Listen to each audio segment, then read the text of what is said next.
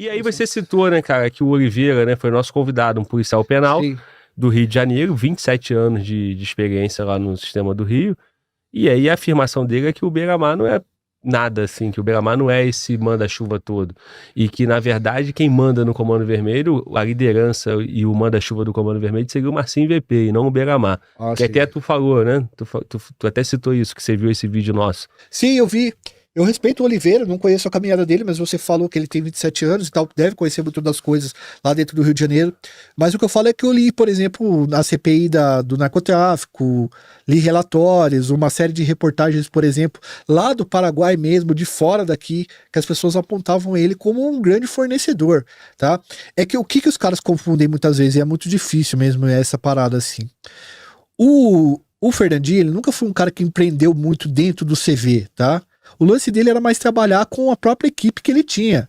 O Marcelinho Niterói, o Jaime, o Chiquinho Meleca, que eram os caras que eram da equipe dele mesmo ali, da quadrilha do Beira-Mar. E o Beira-Mar, no Rio de Janeiro, ele foi uma espécie de fornecedor. O que era o Beira-Mar? Ele era um fornecedor de urgência. Então é como se o Beira-Mar tivesse uma adega que ele entregasse pó 24 horas. Então o meu morro pega pó do Complexo do Alemão. Acaba o pó 1h da manhã, tem uma fila de viciado. O que eu faço? Ligo pro Fernandinho, o Fernandinho entrega aqui porque ele tem um estoque. Então ele ficou famoso por conta disso. Mas o que o Fernandinho fez lá no Paraguai e junto com as Farc de conseguir cortar esse intermediário e trazer o pó da Colômbia direto aqui pro Brasil, isso tá amplamente documentado, tá, mano? Sim. Por trabalho da Polícia Federal, da Polícia Nacional Paraguaia. Agora, dentro do Rio de Janeiro, eu não sei como é que é esse lance dentro da prisão lá, porque eu acho que ele não manda muito no lance do CV mesmo. Ele era considerado membro do CV, mas ele, ao contrário do que muitas pessoas falam, ele não era a chefia que dava ordem nos caras e tal. Ele sempre foi um cara mais reservado nesse sentido, que a gente sabe dele. Então pode ser nesse sentido que o Oliveira deve ter falado, né? Essa fala aí, cara, deve ser explicada porque, assim, quando você tá num sistema prisional, você vê pelo comportamento dos presos quem é que manda. Liderança, por exemplo. Essa foi a experiência do Oliveira, né? O Oliveira é muito mais experiente do que eu. E ele se referiu assim, o Fernandinho Beira-Mar lavava a cueca dos caras, né? Dizendo, o Fernandinho Beira-Mar baixava a cabeça pros caras, né? Ele servia o Marcinho VP, por exemplo. E isso acaba ficando nítido para quem tá, os policiais estão trabalhando no sistema, porque, por exemplo, na minha vivência, eu trabalhava num plantão no Presídio Federal de Brasília, onde estava a liderança sintonia final do PCC. Certo. Então tinha nomes lá como o Quitiliano, o próprio Marcola, o Barbará, o Marcola, o Abel, o Soriano, o Andinho, esses caras todos. E num banho de sol onde tem o Marcola vai pro banho de sol, eles se cumprimentam e ele fica na dele andando. E aí você percebe, acompanhando e fazendo a segurança ali do banho de sol, que ele tem sempre os caras que conversam com ele. E outros ficam parados esperando a oportunidade de falar com ele. Então, assim, o Marcola é como se fosse o centro das atenções. Sim. E vem um, conversa com ele, aí ele chama o outro vem falar com ele. Mas depois que foi chamado, depois dessa autorização, né? Aí isso para a legislação, o que tem de mais? Qual é o crime, né? Então nós, que estamos trabalhando, a gente consegue observar isso. Você consegue ver o jogo do poder ali, invisível, né? Exatamente, entendeu? Não tá tendo nada que quebre a regra do sistema. Certo. Então o sistema federal, por exemplo, num banho de sol, não pode ter aglutinação de interno, de preso, né? Só pode ficar 3 ao mesmo tempo. Então tem 10 caras no banho de sol, só pode ficar juntos 3. Os outros têm que ficar espalhados. Aí o Marcola tá ele e mais 2. Aí ele fala, pode vir. Aí vem o outro conversar com ele. Se isso não é liderança, isso não é poder, o que, pô? É poder. Cara, então essa vivência dentro do sistema eu não tenho pra te falar. O que eu sei é de fora, entendeu? Agora, a relação dele com o CV lá dentro, aí eu não sei. Eu não sei te falar isso, tá? Porque eu trabalho exatamente com esses tipos de fontes e referências. Sim. Aqui fora ele fez um estrago. E isso, e você tá coberto de razão. Assim, na verdade, as duas histórias, elas são de momentos e realidade diferentes. Por exemplo, é inegável que o PCC tem outras lideranças, né? Então, quando tu pega o Sintonia Final ali, você vê um respeito à figura do Marcola. Foi isso que eu tô te relatando, né? Mas agora, o que você tá falando, o Fernandinho Beira-Mar é o personagem da rota da cocaína no Rio de Janeiro. Sim. Só que o Beira-Mar, ele é Beira-Mar porque é uma comunidade em Caxias. Então você pega o Marcinho VP mandando no Complexo do Alemão, o QG do Comando Vermelho e o Beira-Mar de uma comunidade de Caxias, naturalmente, qual comunidade tem mais força, mais poder, mais crime? O Complexo do Alemão. Sim. Porém, essa força da droga, né, do Beira-Mar é inegável, que dá um papel de destaque para ele. Claro. É isso? Sim, a relação internacional, né, que a gente fala. Por exemplo, no estudo do tráfico internacional de entorpecentes, a gente tem o Beira-Mar muito mais destacado nesse ponto. Tá? É por isso a alta periculosidade dele, inclusive. Agora, a relação que ele tem com o CV dentro da prisão, de quem manda e de quem não manda, isso eu não tenho como saber.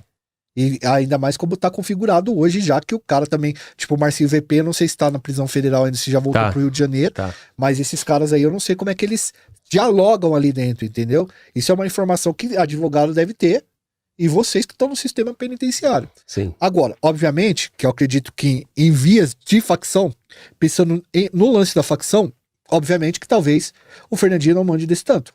Assim como é Fuminho, por exemplo, do primeiro comando. O Fuminho não é do primeiro comando. Mas o Fuminho é um grande fornecedor internacional de entorpecentes. Então ele tem uma responsa, ele tem um respeito, mas dentro do comando, por exemplo, ele não pode se meter porque ele não é batizado. Então, às vezes, ele não consegue resolver nada na prisão que ele tá, porque o negócio dele é outro. O Fernandinho, ele tinha uma quadrilha ali, um grupo de 10, 12 pessoas que foram sendo dizimadas. Agora, essa relação eu não tenho como saber, porque eu não tô dentro do presídio, entendeu? Eu não tô vendo esse poder que você tá falando invisível. E assim, a gente também não consegue concluir que isso quer dizer que é uma liderança máxima dentro da facção, né? O que mostra é que há um respeito, né? De certa forma, há um respeito. Agora, o choque entre eles, né? Não necessariamente a força vai ser do Marcola, né? Ou do Beira-Mar. Fato é que não tem essas facções, e aí eu quero até que você faça comparações e mostre pra gente onde une as características dos cartéis, né? Com as facções brasileiras. Não tem um só poder, né? Pelo menos na facção do Rio de Janeiro, na facção de São Paulo, que são as duas principais do Brasil. Não tem espaço para somente um chefe, um Beira-Mar, principalmente que o Fernandinho Beira-Mar tá preso há muito tempo. Aí você vai pegar o Marcinho VP, tá preso há muito tempo. Aí o Celcinho da Vila Vintém ficou preso um tempão, saiu agora pela porta da frente porque cumpriu a pena toda. Então depois de 30 anos, sei lá, ele cumpriu a cadeia dele e saiu velho, né?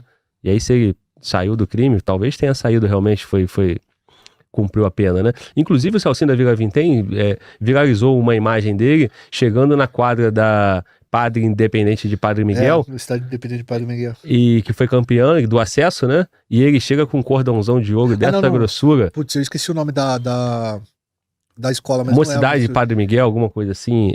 Enfim, a escola do Rio, do grupo de acesso, né? Como se fosse a segunda divisão das escolas, foi campeã, e aí chega, aí mostra o Celcinho sem camisa, entrando com um cordão de ouro dessa grossura. De um 100 conto. Talvez mais, né? Mas, é isso, né? E aí, cara, o que a história conta pra gente desse surgimento do Comando Vermelho, início dos anos 80 ali, né? Final dos 70, 80. Final dos 70, início dos 80. E aqui em São Paulo começa mais tarde. 93 o PCC. Nesse período entre 80 e 93, como é que funcionava São Paulo? O que dominava? A cocaína não estava aqui, essa rota? Por que São Paulo surge só essa facção, esse monstro PCC somente em 93? Na verdade, o pó chega aqui em São Paulo diferente do jeito que chega no Rio de Janeiro, né, cara? Porque o cartel de Medellín não tinha muito interesse em São Paulo. Os caras, eles têm interesse de inserir, na época eles tinham interesse de inserir pó em cidades parecidas com Miami, com Los Angeles, aquelas cidades com praia, que tinha enfim, uma vida mais pujante, assim, do ponto de vista do turismo, um estilo de vida mais ligado à festa, essas coisas, que não era muito a pegada de São Paulo. São Paulo é uma cidade cosmopolita mais industrializada. E São Paulo chega nas mãos de pessoas que têm dinheiro mesmo, que viajam para fora, e depois eles vêm para cá e trazem o pó, e aí isso começa a se disseminar pelas pessoas que têm grana mesmo para usar isso daí. Cara, é que assim, ó, o Rio de Janeiro, ele não separou os presos políticos dos presos comuns. E São Paulo fez essa separação aqui no nosso estado. Então os caras que eram presos pela GLO lá no Rio de Janeiro ficavam na mesma cela que os presos comuns. Aqui em São Paulo tinha essa questão de separar esses dois tipos de preso para que não houvesse esse tipo de organização. Os caras já meio que previram essas coisas, o que tinha acontecido e tal. E eu acho que basicamente é essa a diferença entre o que estava acontecendo nos anos 80 lá e por que demorou um pouco para montar uma organização e uma facção criminosa aqui. Mas em São Paulo tinha várias organizações, as pessoas se organizavam dentro das cadeias e fora delas, mas não era uma organização tão sofisticada assim como pra gente poder chamar de uma facção criminosa. Então tinha uma galera que se organizava na Zona Oeste, na Zona Leste, na Zona Sul, nunca deixou de existir esses grupos dentro da prisão, mas os grupos não eram tão grandes como foi o primeiro comando da capital e como ele se configurou, entendeu? Sim.